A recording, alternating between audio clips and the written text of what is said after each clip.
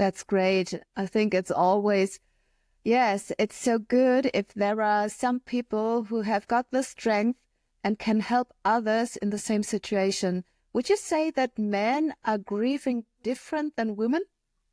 I would say we grieve different because we are different, not Mhm. necessarily that some people see it as we don't grieve or we don't grieve the right way.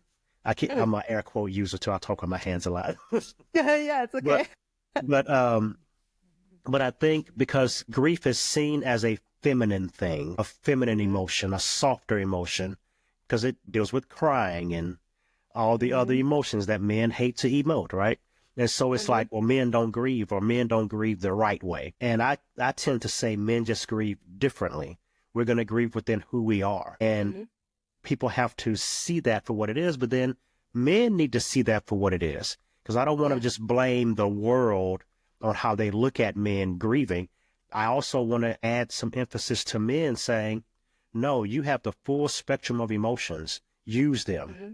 And you have a Hmm. right to grieve. Stop grieving your manhood Hmm. and grieve who you lost, right? And Yeah. I think, helping men do that, it's like, well, stop grieving your manhood. Stop grieving, well, I failed being a protector. I failed at this or I failed at that. You can only grieve Hmm. one thing at a time. So you can't honor the loved one that's now gone if you're grieving your manhood. Now, don't push Hmm. that aside, but see it Hmm. for what it is. You can't control everything.